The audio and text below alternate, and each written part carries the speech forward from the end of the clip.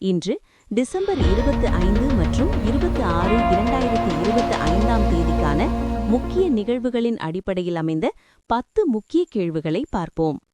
கேள்வி 1. வரலாறு. இந்திய வரலாற்றில் முதலில் பயிற்சி பெற்ற மகளிர் படையை உருவாக்கி மனித வெடிகுண்டை பயன்படுத்திய முன்னோடி ராணி யார்? ஏ. ராணி மங்கம்மாள், பி. ராணி சென்னம்மாள், சி. ராணி வேலு நாச்சியார், டி. ராணி லக்ஷ்மிபாய். சரியான பதில் சி. ராணி வேலு நாச்சியார்.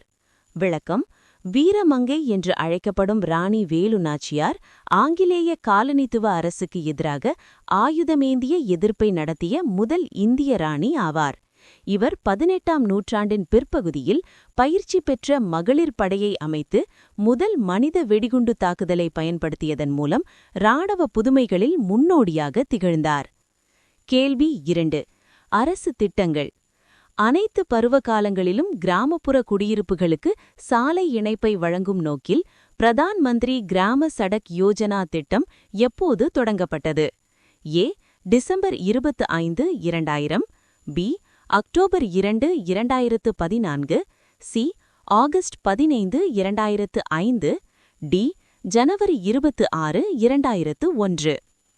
சரியான பதில் ஏ. டிசம்பர் 25, 2000. விளக்கம்: இத்திட்டத்தின் கீழ் 8.25 லட்சம் கிலோமீட்டர் கிராமப்புற சாலைகளுக்கு அனுமதி அளிக்கப்பட்டு சுமார் 95% பணிகள் முடிக்கப்பட்டுள்ளன.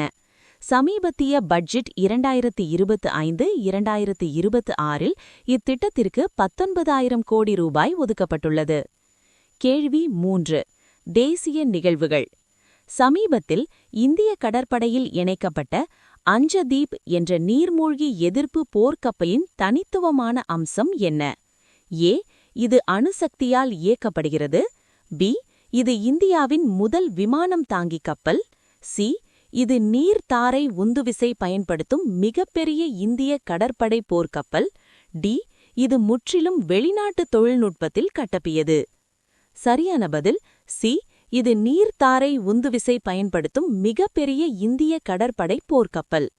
விளக்கம்: கொல்கத்தாவிலுள்ள GRSE நிறுவனம் மற்றும் L&T இணைந்து இக்கப்பலை வடிவமைத்துள்ளன. இதில் 80%த்திற்கும் மேற்பட்ட உள்நாட்டு பொருட்கள் பயன்படுத்தப்பட்டுள்ளன. கேள்வி 4. விருதுகள். 2025ஆம் ஆண்டிற்கான ராஷ்டிரிய விஞ்ஞான் புரஸ்கார் விருதுகளில் விஞ்ஞான் ரத்னா என்ற உயரிய விருது யாருக்கு மரணவுக்கு பின் வழங்கப்பட்டது? A. Doctor C.V. Raman, B.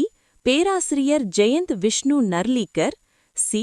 Doctor APJ Abdul Kalam, D. பேராசிரியர் மகான் மகாராஜ். சரியான பதில் பி. பேராசிரியர் ஜெயந்த் விஷ்ணு நர்லீக்கர். விளக்கம்: புகழ்பெற்ற வானியற்பியல் விஞ்ஞானியும் ஹாயில் நர்லீக்கர் கோட்பாட்டின் சக உருவாக்குனருமான பேராசிரியர் ஜெயந்த் விஷ்ணு நர்லீக்கருக்கு இவ்விருது மரணவுக்கு பின் வழங்கப்பட்டது. கேள்வி 5. இந்திய அரசியலமைப்பு. சந்தாலி மொழி இந்திய அரசியலமைப்பின் 8வது அட்டவணையில் எந்த அரசியலமைப்பு திருத்தச் சட்டம் மூலம் சேர்க்கப்பட்டது? ஏ. 73வது திருத்தச் சட்டம் 1992, பி. 86வது திருத்தச் சட்டம் 2002, சி. 92வது திருத்தச் சட்டம் 2003, டி. 101வது திருத்தச் சட்டம் 2016. சரியான பதில் சி. 92வது திருத்தச் சட்டம் 2003. விளக்கம்: சமீபத்தில் குடியரசுத் தலைவர் திரௌபதி முர்மு அவர்கள் சந்தாலி மொழியிலான இந்திய அரசியலமைப்பை வெளியிட்டார். கேள்வி 6. விளையாட்டு. சத்தீஸ்கரில் நடைபெறவுள்ள முதல் கேலோ இந்தியா பழங்குடியினர் விளையாட்டுப் போட்டிகளின் அதிகாரப்பூர்வ சின்னத்தின் பெயர் என்ன? A. Veera, B. Shera, C. Morveer, D. ஜி. சரியான பதில் மோர்வீர். விளக்கம்: மோர் என்றால் நம்முடைய, வீர் என்றால் வீரம் என்பது பழங்குடியின சமூகங்களின் பெருமை மற்றும் தைரியத்தை குறிக்கிறது. இப்போட்டிகள் பிப்ரவரி 14, 2026 அன்று தொடங்கவுள்ளன. கேள்வி 7. முக்கிய நாட்கள். டிசம்பர் 26 அன்று அனுசரிக்கப்படும் வீர் பால் திவாஸ் குரு கோவிந்த் சிங்கின் எந்த மகன்களின் தியாகத்தை நினைவு கூர்கிறது? ஏ. அஜித் சிங் மற்றும் ஜூஜார் சிங், பி. ஜோராவர் சிங் மற்றும் ஃபதே சிங், சி பந்தா சிங் பகதூர், டி குரு தேக் பகதூர். சரியான பதில் பி ஜோராவர் சிங் மற்றும் ஃபதே சிங். விளக்கம்: 1705ஆம் ஆண்டில் முகலாய அலுவலர்களால் தங்கள் நம்பிக்கையை துறக்க மறுத்ததற்காக அவர்கள் வீரமரணமடைந்தனர்.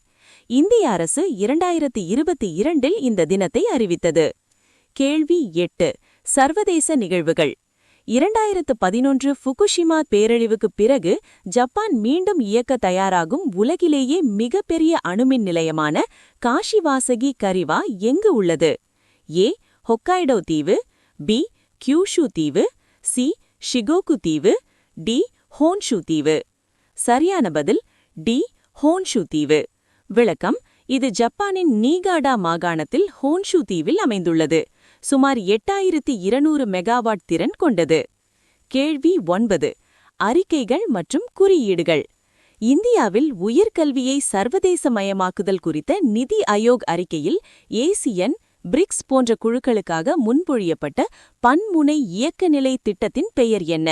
ஏ விஸ்வபந்து திட்டம், பி பாரத் வித்யா கோஷ், சி டாகூர் கட்டமைப்பு, டி பாரத் கி ஆன். சரியான பதில் சி டாகூர் கட்டமைப்பு. விளக்கம்: இது ஐரோப்பாவின் எராஸ்மஸ் பிளஸ் திட்டத்தை போன்றது. மாணவர் மற்றும் ஆசிரியர்களின் பரிமாற்றத்தை ஊக்குவிப்பதே இதன் நோக்கமாகும். கேள்வி 10. சுற்றுச்சூழல். உச்சநீதிமன்றத்தின் புதிய சட்ட வரையறைப்படி ஒரு நிலப்பகுதி ஆரவல்லி மலை என கவரப்பட வேண்டுமென்றால் சுற்றியுள்ள உள்ளூர் நிலமட்டத்திலிருந்து குறைந்தபட்சம் எவ்வளவு உயரம் கொண்டிருக்க வேண்டும்? A 50 metre, B 100 metre, C 150 metre, D 200 metre. சரியான பதில் பி 100 மீட்டர். விளக்கம்: உச்சநீதிமன்றம் 2025இல் ஏற்றுக்கொண்ட வரையறைப்படி உள்ளூர் நிலப்பரப்பிலிருந்து 100 மீட்டர் அல்லது அதற்கும் மேற்பட்ட உயரம் கொண்ட நிலப்பகுதிகள் மட்டுமே ஆரவல்லி மலை என கருதப்படும்.